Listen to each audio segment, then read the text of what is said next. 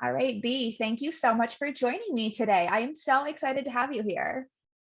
I am excited to be here as well. Thank you for opening up this opportunity. Absolutely. So, first things first, tell me your name and your company. So I am B Weldon, and I am Queen Bee of Be Kind.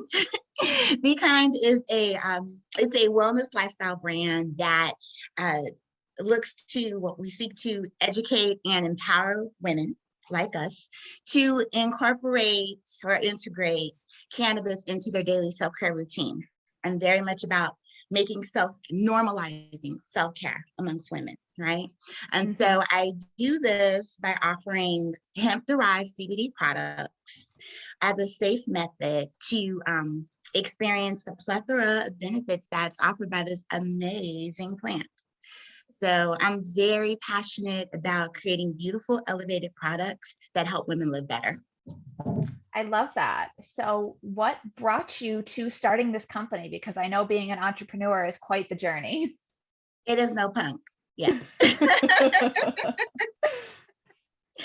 So the the business itself, okay, Be Kind has been in the works for a few years, right? But I was able, actually, the pandemic gave me the opportunity to actually start the business. Okay. Um, it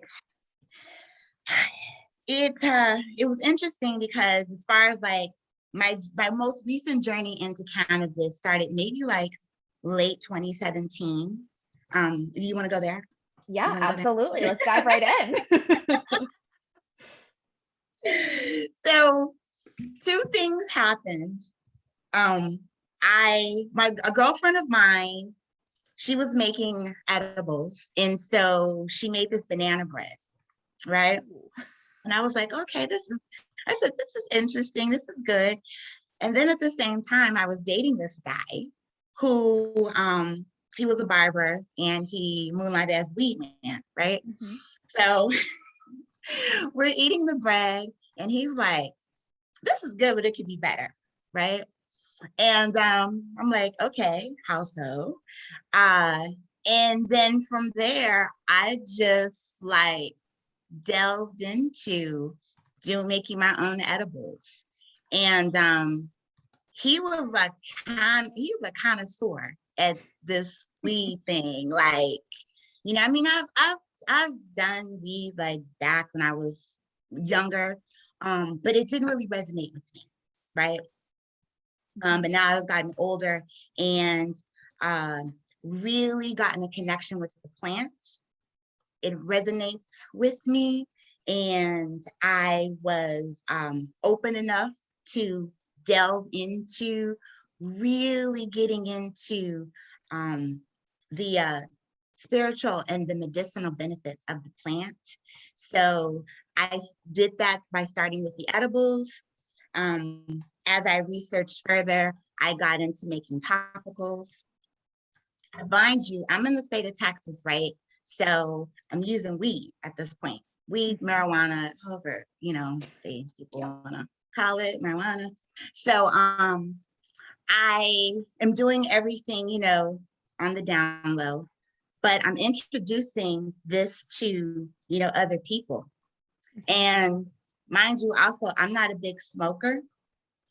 And as I go along in my journey, I also come across other people that are not big smokers, but they do want to be they're curious about the plant, you know? And so I am able through that to educate people on other methods of consumption of the plant, right? Mhm. And so it just went from there, you know? Um, I started to seek out, more information um, as far as going to conferences and, getting into, finding like minds that I can learn more from, some type of community that I could be a part of, to just, learn more about this industry Mhm. and just went from there. So at what point did you make the transition from just doing this for friends and family to making topicals on a larger scale and shipping them? So it was the when we got shut down. Okay, My 2020. professional career is I am in the travel industry. I have an MBA. So I have an MBA in marketing, and I am in the sales and marketing sector of the travel industry. And so if anyone's been following, the travel industry is like one of the worst industries to have been in at the time of the pandemic. It's like everything just completely shut down, which was actually a blessing to me. And I'm specifically in the cruise industry. So it really got hard hit. However, I was with my company at that time, like about 8 years. And it was really hard. I worked a lot of hours. And I really wanted to do so much more in the cannabis industry, but my job took up so much of my time that I had to put a lot of what I wanted to do in the back burner. So Mhm. when we got hit and we got shut down, I got furloughed from my job. Mhm. So that opened up the opportunity for me to like, wow, okay, I can Yeah. I can do this full time, right? Mhm. I can like, I'm like, gosh, I was just so passionate about it. And I'm like, oh, I can finally do this. Um, so it that opened up the opportunity, Okay. the pandemic, yeah, for me to like really go into it full time at that time. So Gotcha. And that I'm sure was a little bit unanticipated because I have heard that before from people that the pandemic was all of a sudden this blessing of time in abundance that they wouldn't have otherwise had.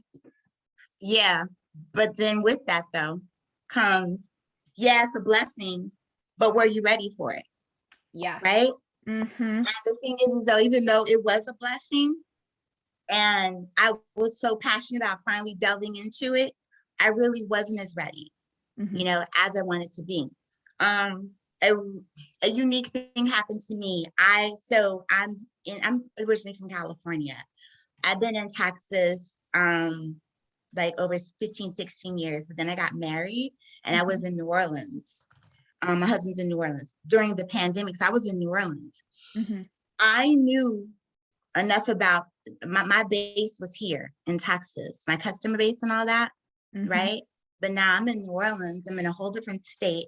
And we have to, when I look, the industry really is state by state since we don't have federal legalization, right? So, and also I have to work with him because Texas does not have a viable medical program. Mhm. Louisiana really doesn't either. Mhm. So I'm in Louisiana. I'm in a whole different, arena. Um, and I'm like, okay, well, what do I do and how do I do this? I don't have my I like to source from the full plant, right? Mhm. I don't have my connection to the plant. Um, I'm just like, what do I do? What do I do? How do I do this? You Mhm. know? So it was kind of going through that planning, like, okay, I've got all this time and, I can do this now, but how do I do it? I Mhm. had to work through that. Um, so if that makes sense. Yeah, you finally had the time, but you had to come up with a new plan of execution because so much Right. had changed. Basically had to pivot, Yeah. right? And it's Mhm. like, but the thing is like, how do I pivot in something that it, I hadn't really even launched yet, Mhm. right? So yeah, so it was the planning and the pivoting at the same time.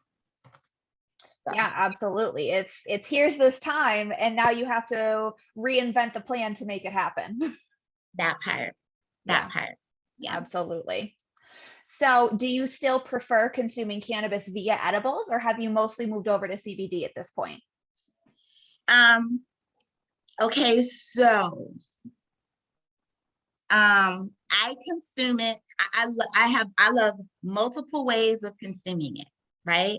Mhm. I do smoke. I smoke hemp pre rolls, Mhm. right? Because I can legally do that.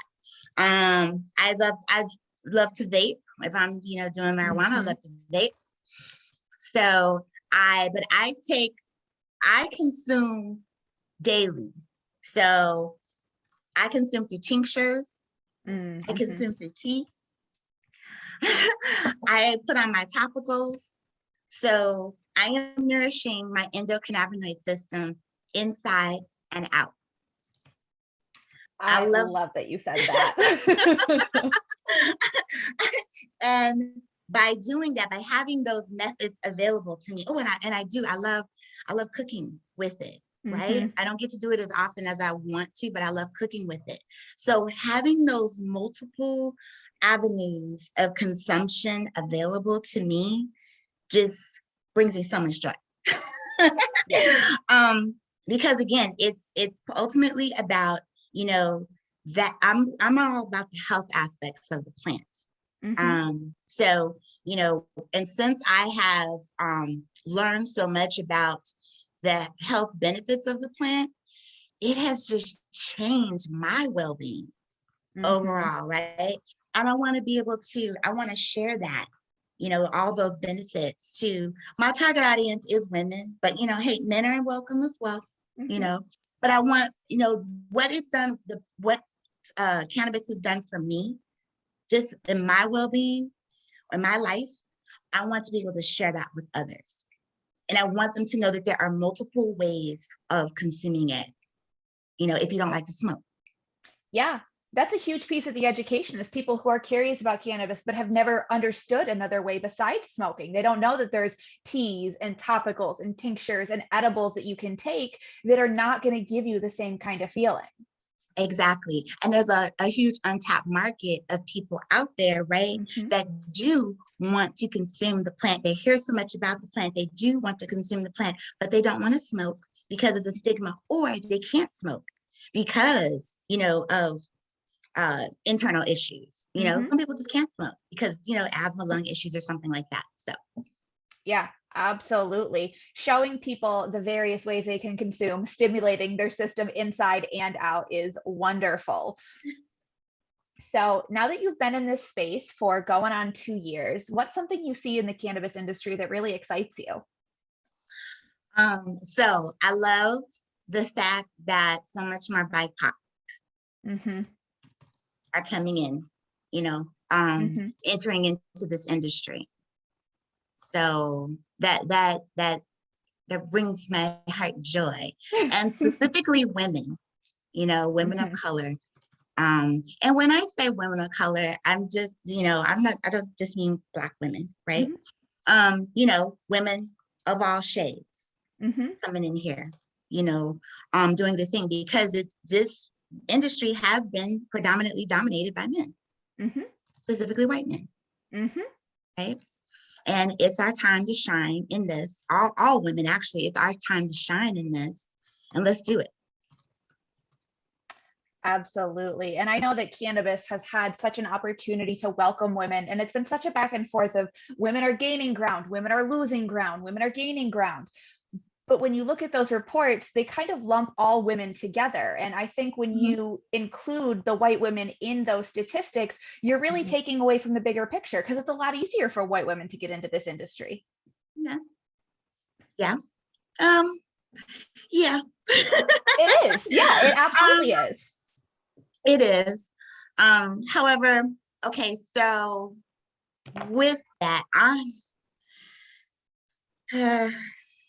don't know. I don't know how to position that. Okay, so are you asking a question, or are you just making a statement? Just making a statement there that I think it's something that needs to be considered a little bit more than it is right now. I think it's something that I have in my cannabis journey needed to consider what I mean by that. And I think that the wider white cannabis industry also needs to consider that as well. Okay, all right, I'm with you. Okay, I'm with you on that. The thing is, though, it's like I am all about, even though that is the case, there's still a lot of opportunity here, right? For women of color, people of color. And the thing is that, see, there's opportunity everywhere. You just got to see it and take advantage of it. See, I come from a background where whereas, we don't wait for opportunities to happen, we make them. And so that's just my stance on that. It's like if somebody tells me, oh, I can't do it. Oh no, yes, I can. I'm gonna find a way to do it. I don't need a seat at your table. I can make my own table, right? Yes, absolutely. That it's on. So that's just my 2 cents on that. It's a mindset that affords you a lot of possibilities that way, I think. That part, yeah. So conversely, looking at this industry, understanding the way that it is, if you had to pick one thing that needed to change, what would that be? It's the laws here in Texas. So I have to start where I am because I'm back from Louisiana. I'm back here in Texas because I'm working, right? And actually, I'm more comfortable here with what I want to do, in my chosen industry. So I got to start where I am. And so, yeah, the laws have to change here in Texas. So I'm not big on politics at all. Never have been. However, when I got into this industry, I found out that I had to be somewhat aware of the laws, right? Because they affect what I'm doing and how I work in this industry, right? And so I had to find out, how the laws are made here. And I've been here 15, 16 years, right? And I go vote, but never really paid attention to how laws are made here, right? I'm from California, where we have a paid legislature, right? And I'm here in Texas. I reside in Texas, where actually the laws are made for us by the legislature. So we don't vote on laws here. It's a group of professionals, actually. They're lawyers and doctors mostly, because they can afford to be off for 140 days to once every 2 years, to make laws for us, right? And that we vote on in the next. So with that, marijuana legalization actually only comes up every 2 years here in a session that spans maybe 140 days, every 2 years. So that is why we are so behind here in Texas. Well, and also because of the governor and the lieutenant governor that are here as well. So that's what I want to see change. I love that. I think that's a great encapsulation of think global, but act local. There you go. Oh, I love that. I cannot take credit to that. It was said to me on this blog, but it's resonated with me ever since. I like that. Yeah. I mean, because even if, and I'm not going to delve too much into that. I'm not a big fan of federal legalization right now, right? Because there are a lot of things on the state level that need to get straightened out. I'm just not a big fan of federal legalization right now. So, because actually with federal legalization, there has to be a blueprint, a viable blueprint in the states, from amongst the states that federal legalization can look to, right? So with that, that's why on the state level, we need to get our act together. And since I'm here in Texas, I need to see that happen in Texas. Absolutely. So as a product forward business, how does sustainability factor into the choices that you make for your products and your shipping? Okay. So right now, since I'm so small, the sustainable practices that I would like to have in place, like my packaging and all that, are just not cost effective for me. So right now, I'm using plastic containers, safe plastic, that I hope people reuse, because I reuse them, as well as glass. So, but going forward, of course, as I scale, I want to, be able to use more sustainable packaging. Also, when it comes to who I source from, I really do want to use local farmers, preferably BIPOC farmers, Mhm. that are for regenerative farming, right? I don't have that luxury right now. Mhm. So because of all uh, I don't know the proper word to say. Just everything is so new here with him here Mhm. in Texas, and a lot of these farmers, and I'm sure there are some local farmers out there, I just haven't had the real time to delve into finding them. Mhm. But there are still a lot of farmers here that are trying to figure it out Mhm. here with him. So Yeah, it's a particular challenge you face. You get to be on the forefront of this. You get to help change people's minds, but you mhm, also get to pick up a lot of these problems that people behind you are not going to have to deal with. exactly. And then it's also, going forward, I'm not only looking at the environmental sustainability, but I also have to take into consideration the economic and the social Mhm. sustainability as well. So as I scale, and when I look at economic and social, I'm looking at, probably on a small level, being with where I decide to put my warehouse on my Mhm. headquarters. How does that affect the community in which I choose to do that? Employing people will also, that will affect the community as well. Mhm. So I have to take all of those things into consideration as Yeah. well as I move forward. Yeah, absolutely. That leads me really well into my next question about diversity and inclusion, both in your organization and the cannabis industry as a whole. So right now, being a solopreneur, Mhm. I am the organization. So I am diverse and inclusive. Yeah. um, Going forward, but as an industry though, the industry itself, so I'm gonna take my organization out of it for a moment.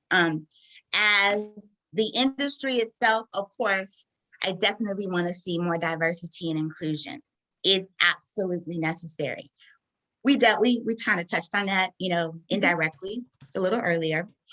Um, and so as my organization grows, of course, diversity and inclusion um, will be considered in my hiring practices. The thing with me, I don't care how you look, who you love, how you love, whatever, you know, um, do do you all, but, um, do you commit to the vision and the values of the company? Mhm. Do you add to the positive energy and vibration, the culture in which I want in this company, right? Because at Mhm. the end of the day, my company is set up to serve the greater good, the greater public, right? And so, are you with that mission? Do you, do you mesh with those values? Do you mesh with that purpose? Mhm. So, Absolutely. I like that. I like that you said, do you bring that energy to your company, the right kind of energy? right. Energy, yeah, because I want to set a tone of I operate at a very high frequency of love. I'm probably going to get metaphysical with this or whatever, but that's how I operate. Mhm. Um, I have to operate on that level because I am responsible for the products that I put out, right?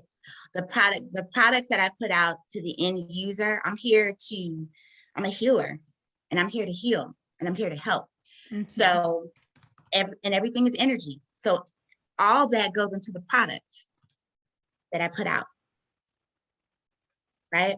Mhm. And so everyone that comes into that I bring into this organization, we all have to understand that, and work within that same energy and frequency, right?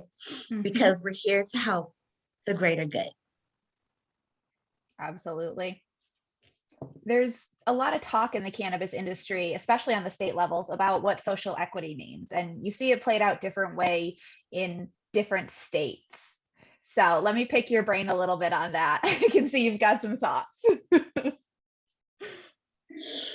Okay, so with social equity, again, because I'm in Texas, we don't even have a viable medical program. So with that, social equity ain't even on the table right now.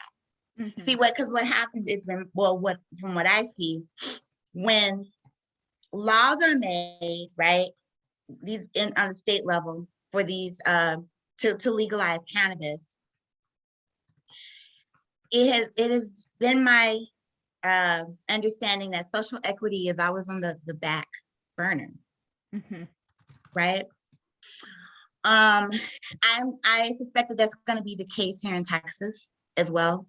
Because honestly, there's not enough people that look like me that are making the decisions. Mhm. So, I mean, and even the advocates that are, for legalization, for a viable medical marijuana program, they're still not talking about social equity, Mhm. right? So I'm probably gonna go all over the place with this. A viable social equity program to me, honestly though, is not just about giving the underserved, that underserved community, whatever, money, capital, right? It also has to include an education component on how to use that capital effectively, right? Mhm. On how to run a business. At the end of the day, yes, cannabis is wonderful. It's great. It is the most amazing plant ever on this universe, right? But it's still an industry, still a business. Mhm. And you got to know how to run a business, right? And so these social equity programs not only have to be able to give the capital, but have to also have that education component on for that the end user to run a business, Mhm. a viable business, or otherwise it's set up to fail. Yeah, you raise a really important point there that, we talk a lot about money, but we don't talk a lot about how to use this money or learning business skills, because God knows we aren't taught those in any level of our education system. That part, Yeah. yeah. Yeah, I that's a mean, really good point. I have a formal degree in business. Mhm. I have a graduate degree in business. And even still, I didn't learn about entrepreneurship in business school.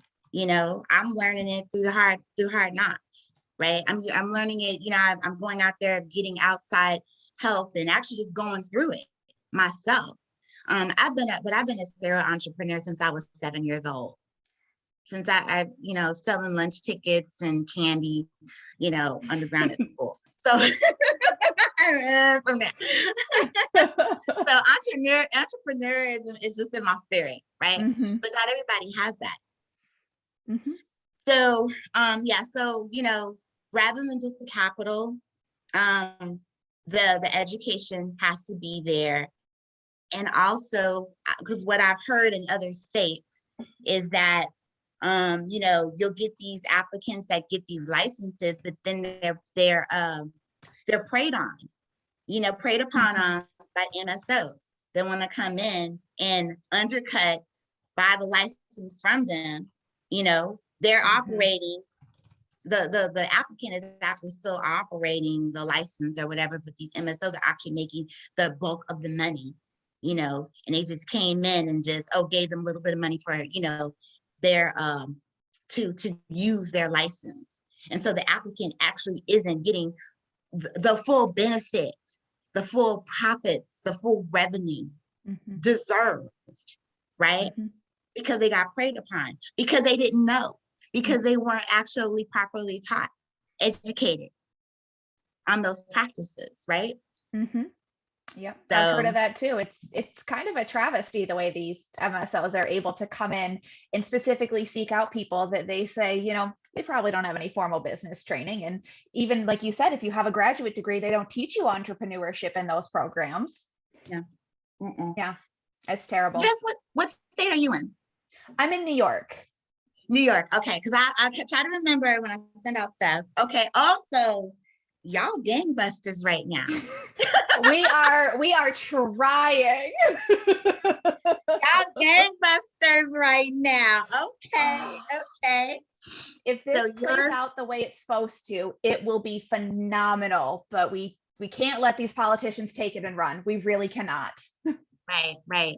And I have been told that New York could even rival, probably even surpass California, We're coming for it. Well, but yeah, y'all, that's cool and all, but baby, the best flower don't always come from Cali. They have better growing conditions than us down south. I really can't dispute that. They have way more sun than we do. It is what it is. I heard y'all got some cool little craft growers out there, though. We do already. We have some nice hemp growers out here who are doing a really good job and setting such a nice precedent for what these small farmers and what these regenerative agricultural businesses can do for these communities. I am excited because we have some advocates out here who are for the people, who want to revitalize these communities, who want to put money and education into the communities that were disproportionately affected by this. We just can't let our damn politicians get in the way. Exactly. And you bring up such a good point. I love that. Because a lot of times when we talk about, legalization, the advocates talk about legalization programs, right? They talk about, the medical, and the decriminalization, right?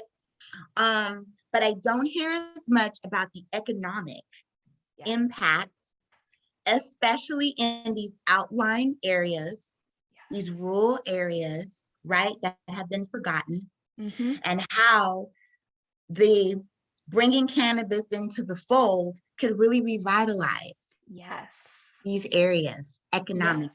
And they deserve it. It was not their fault that they fell on hard times. It was not their fault manufacturing left. And like you said, cannabis is this magical plant, and it just has so much potential to bring money to these communities. Girl, yes. I'm glad that came up, because that has also been when I hear the talks about legalization and the advocates talking about that, I always hear about the medical, the decriminalization, but not enough on the economic impact. And honestly, if we're going to turn around the politicians, we have to drive the money, because that's what they're thinking about, the money. They're thinking about the money. Because like out here in Texas, a big reason that I believe, and a lot of people and other people believe, the prison system is huge out here. It's privatized, right? Making a lot of money off of privatization of prisons. So, and who are the majority going into the prisons, right? Yeah. The Black and brown. Yeah, it's not white people. Okay. So yes, the criminalization is there. However, you got to talk about the economic impact, right? And how the economic impact is so much greater than just criminalizing it, because you got to hit them where it is. People want to know about the bottom line, especially politicians are about the bottom line. It just is what it is. That's why I'm not really big on politics. But because, of my business acumen, I do really focus a lot on business, the business side of it as well. And like you said earlier, when you said talking about deciding where to put your manufacturing headquarters, you are affecting the people in these communities. You're providing them with job opportunities. You're providing them with the opportunity to reinvest in their community. Right. So tell me something that you are really proud of, but you might not get to share a lot. Okay, so that was such a good question. It was actually two things, and it's a good question, because I don't give myself enough credit. Like I'm not big on accolades, but I am intrinsically motivated, and I don't give myself enough credit as well for some of my accomplishments. So I've got two that I thought of.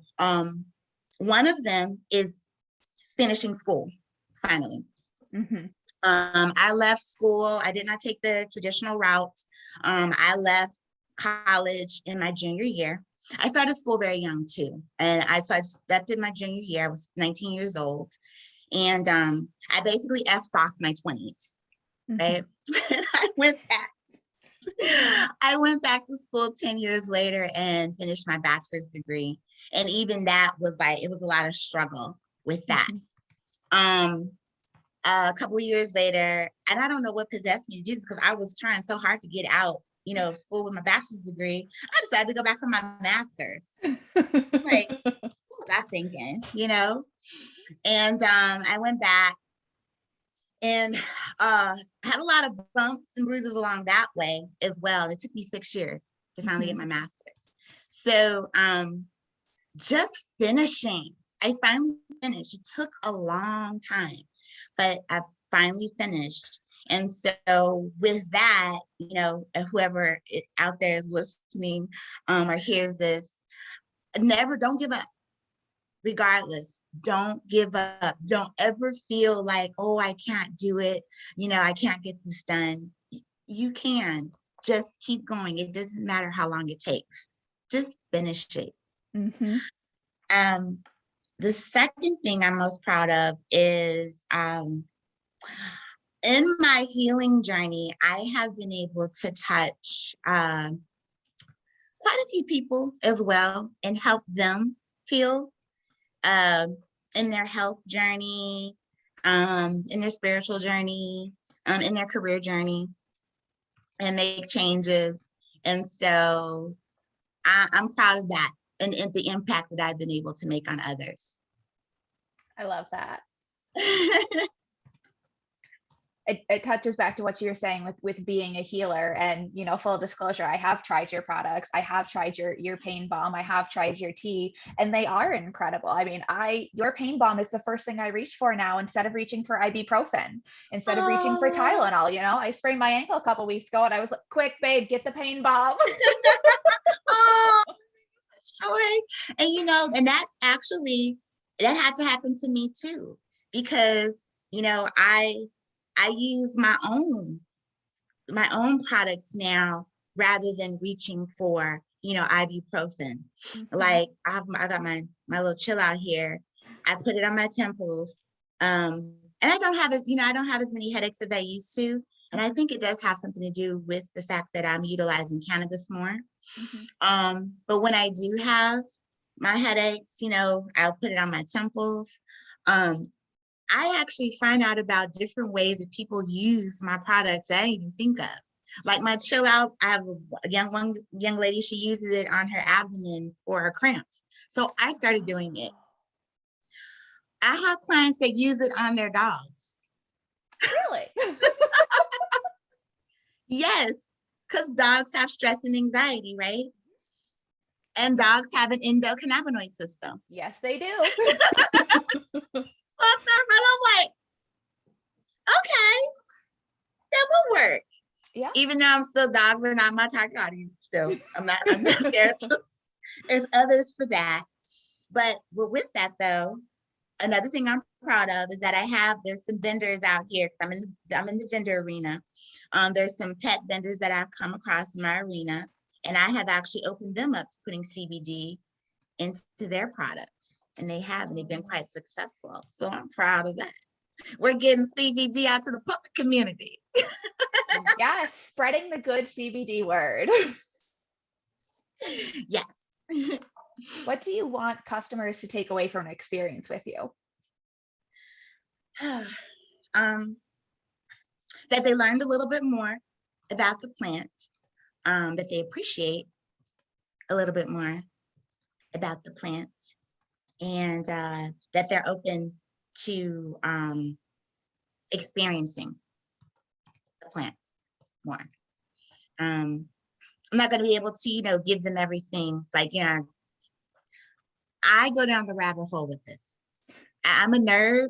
when it comes to subjects, and I can go down the rabbit hole. I try not to do that too much when I'm out there, like at vendor markets. So I'll use vendor markets as an example, because that's my opportunity to really be out there in the public arena and talk with them. So, I try to keep it as basic and brief as I can, but with enough passion that, you want to learn more. I'm not just selling you a product. If you have questions, I want you to know that I'm there for you. If you have, I want to, I'm personable. I want them to know, you don't have to just go online and order. And if you have questions, reach out to me. Let me know. So I want them to know I'm here to help in any way possible. So what's next for you?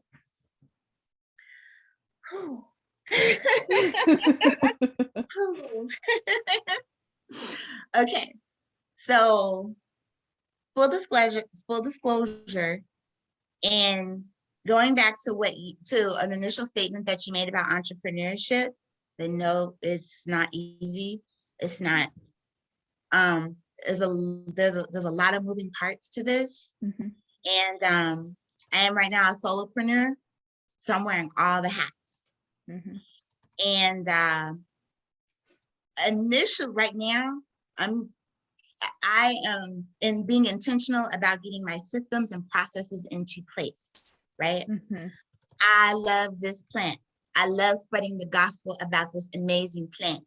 But again, as I mentioned earlier, it is still a business. And if I am not about my business, there will be nothing to share. Yeah. If I do not have sales, if I don't have people coming in, I do not have sales, I have no business. So I'm really being very intentional about my systems and my processes. I'm going more out into the markets, the community itself.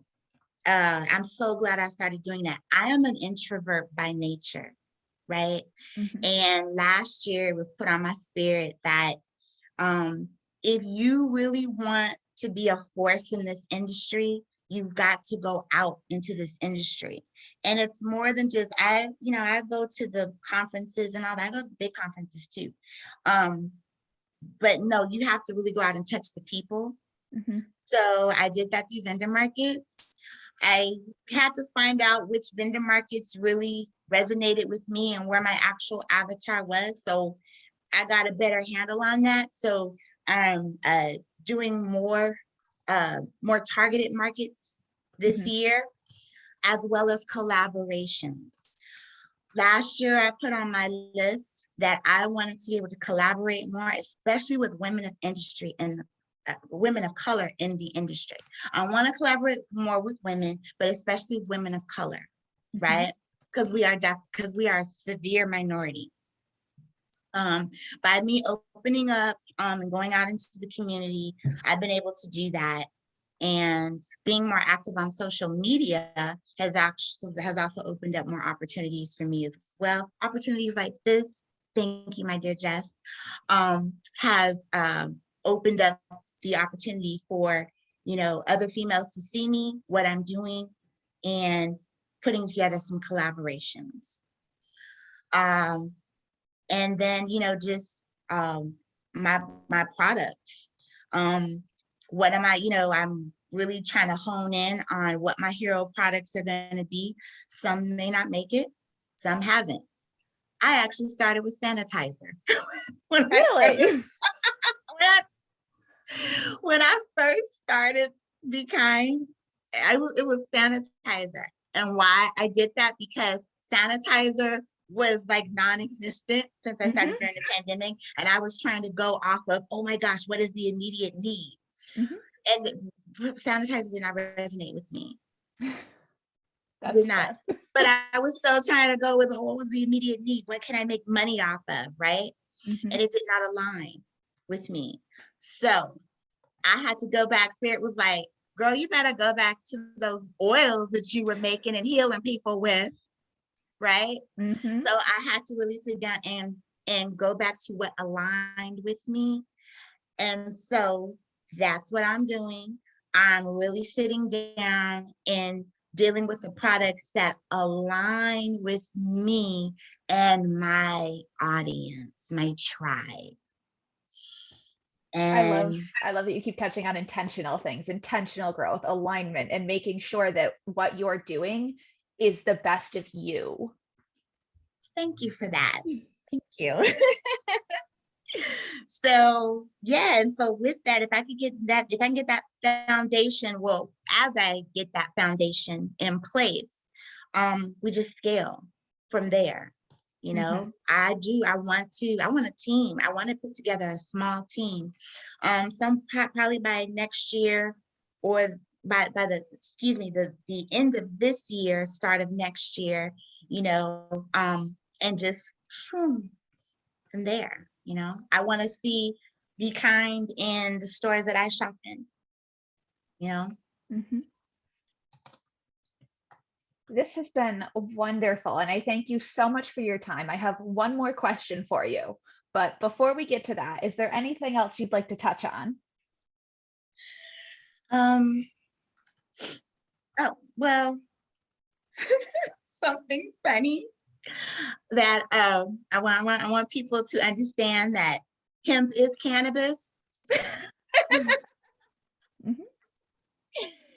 And cannabis has strains and not strands. That was just something funny I wanted to throw out there.